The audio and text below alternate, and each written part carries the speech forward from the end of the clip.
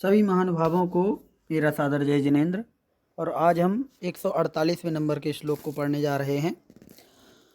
और इस श्लोक के अंतर्गत हम जो भव्य जीव होता है वह क्या समझता है धर्म और धर्म के बारे में, और किस तरीके से वह आगम को समझने का प्रयास करता है, इसके बारे में समझेंगे।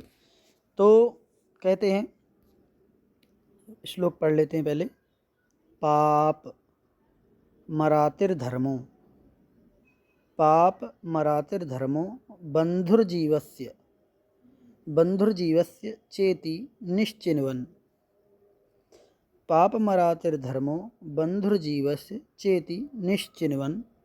समयं यदि जानीते, समयं यदि जानीते श्रेयो ज्ञाता ध्रुवं भवति, श्रेयो ज्ञाता ध्रुवं भवति। पूरा पढ़ लेते हैं एक बार। पाप मरातिर्धर्मो बंधुर्जीवस्य चेति निश्चिन्वन्। समयं यदि जानीते श्रेयो ज्ञाता ध्रुवं भवति। पूरा पढ़ें एक बार और। पाप मरातिर्धर्मो बंधुर्जीवस्य चेति निश्चिन्वन्। समयं यदि जानीते श्रेयो ज्ञाता ध्रुवं भवति। क्या कहते हैं? पापम, पाप जो है, अराति, यहाँ पर माँ में से आ निकलेगा और जो धा के ऊपर जो रा लगा है उसका विसर्ग हो जाएगा, तो शब्द बनेगा पापम एक तरफ हो जाएगा, पापम, फिर बनेगा अराति ही, अराति ही, ऐसे। ठीक, तो अराति मतलब शत्रु, तो पाप शत्रु है और धर्मो बंधुर्जीवस्य, और धर्म जो है वो बंधु है, भाई है, अपना सगा है। किसका? जीवस्य, जीव का। चेति, च धन इति बराबर चेति, तो च मतलब और, इन दोनों के बीच में और लगा देंगे कि पाप शत्रु है और धर्म बंधु या मित्र है। इति निश्चिन्वन्, ऐसा निश्चय करता हुआ, ऐसा निश्चय करता हुआ।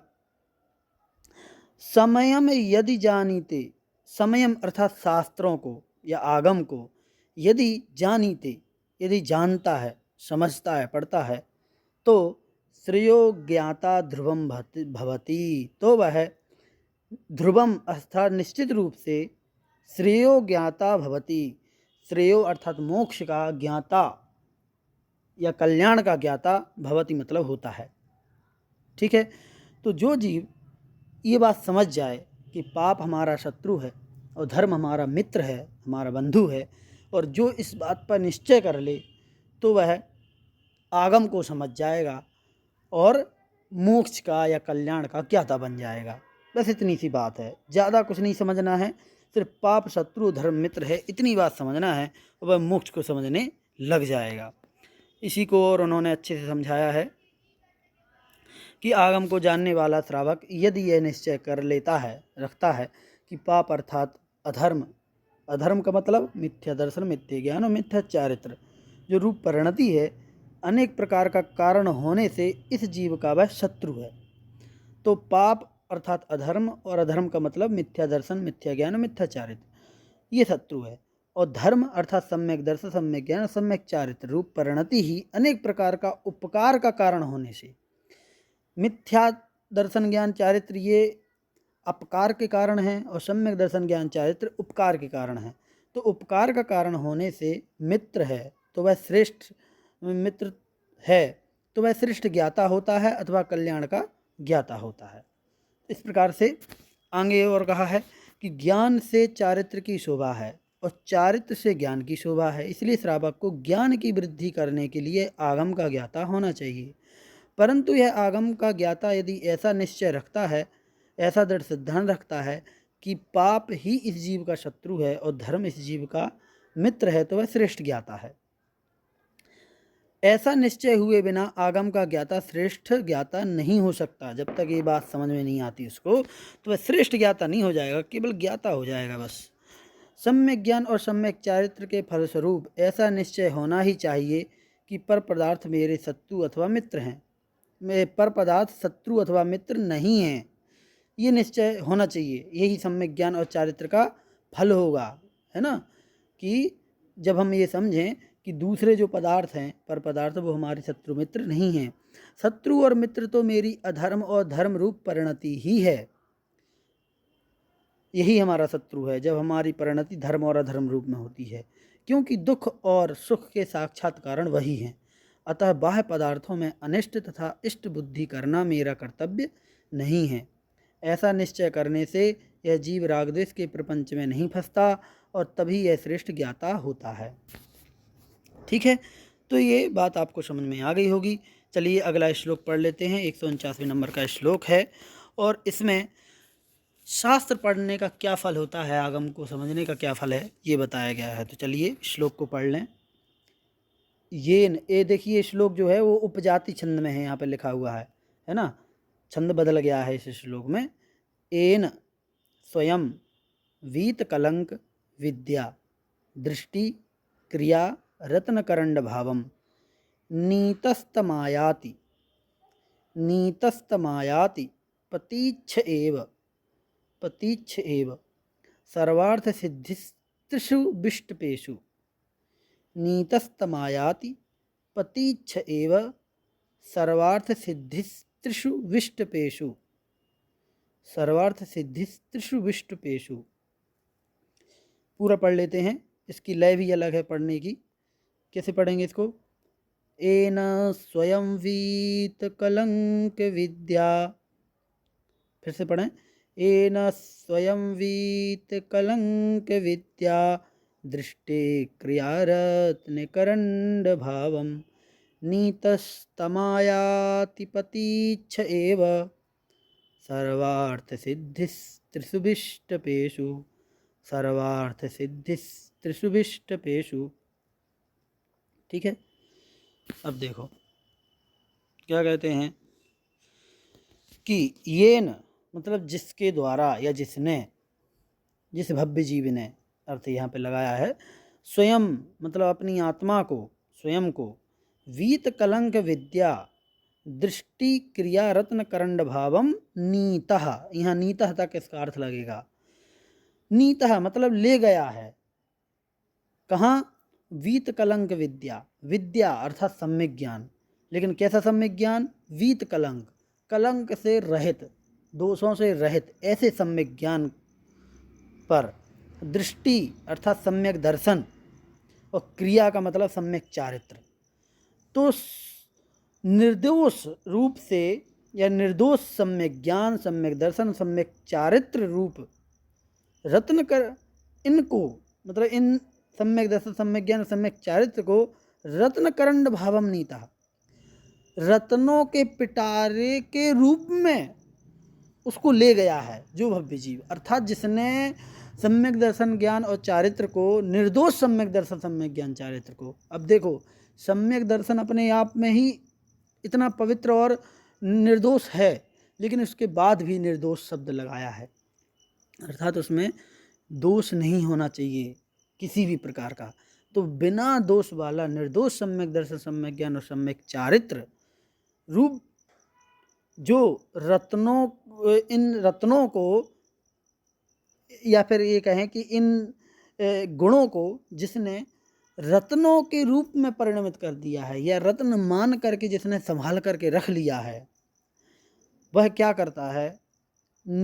तम आयाति, तम मतलब उसे, किसे? उस व्यक्ति को, आयाति अर्थात प्राप्त होती है क्या?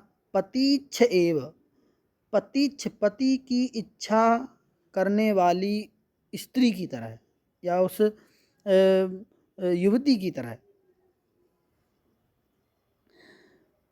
सर्वार्थ सिद्धि त्रिषु विष्टपेषु, त्रिषु विष्टपेषु तीनों लोकों में सर्वार्थ सिद्धि अर्थात सर्व अर्थ सिद्धि, सभी प्रकार के अर्थों की सिद्धि, धर्म अर्थ काम मोक्ष रूप जो चार पुरुषार्थ हैं, इसको यहाँ पर लिया गया है कि इन सभी प्रकार के पुरुषार्थों की सिद्धि उसको प्राप्त हो जाती है। जैसे कि पति की इच्छा करने वाली किसी युवती को अच्छे पति की प्राप्ति हो जाती है, वैसे ही उस भव्य जीव को भी तीनों लोकों में जो पुरुषार्थ हैं उन पुरुषार्थों की सिद्धि हो जाती है। धर्म अर्थ काम मोक्ष सब प्राप्त हो जाता है। इसको और अच्छे से पढ़ लेते हैं। यहाँ स्वयं शब्द आत्मा का वाचक है।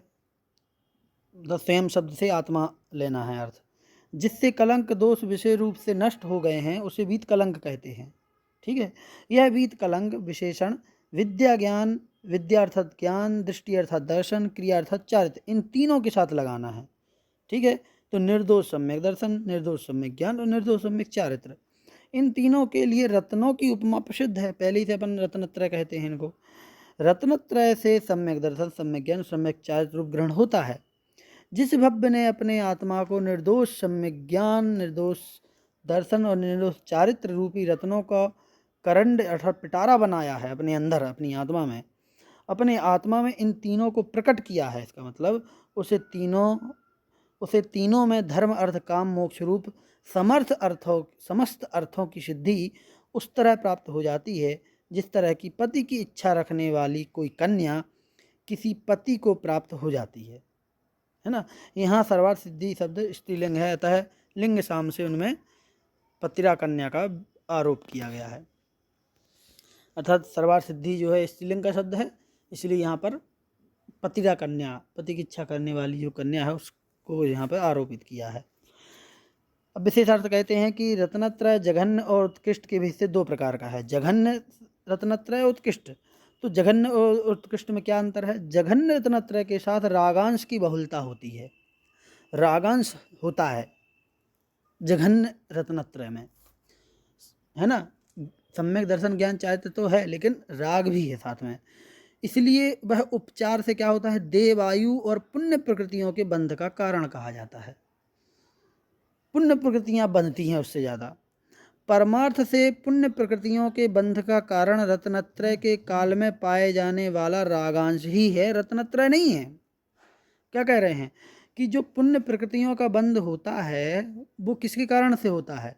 रत्नत्रय के कारण से नहीं, बल्कि रत्नत्रय के साथ साथ में जो राग का अंश होता है उसके कारण से पुण्य प्रकृतियां बंध में आती हैं। परंतु जैसे गर्म घी से जल गया, ऐसा यदि कोई बोलता है तो यहाँ परमार्थ से घी जलाने वाला नहीं है, घी कभी नहीं जलाता। कौन जलाता है? घी के साथ मिली हुई जो अग्नि है वो जलाने वाली है, गर्म घी। उसी प्रकार रत्नत्रय बंध का कारण नहीं है, परंतु रत्नत्रय काल में पाए जाने वाले रागांश जो है ना वो बंध का कारण है। इस तरह जघन्य अवस्था में रत्नत्रय जो है वो धर्म अर्थ काम का साधक है और उत्कृष्ट अवस्था में मोक्ष का साधक है। तो ग्रंथ के प्रारंभ में समंतबद्ध स्वामी ने सम्यक दर्शन, सम्यक ज्ञान, सम्यक चारित्र को धर्म कहा था और उसी धर्म का फल यहाँ बतलाया गया है, उसी धर्म का फल बतलाया गया है। यहाँ श्लेष से रत्नकंडक यह ग्रंथ नाम सूचित किया गया है। ठीक है, इससे यहाँ पर रत्नकंडक नाम की हुई उल्लेख श्लेष के द्वारा कर दिया गया है। तो चलिए आज का यहीं पे समाप्त करते हैं क्लास। अगली कक्षा के लिए अगले दिन। जय जिनेंद्र।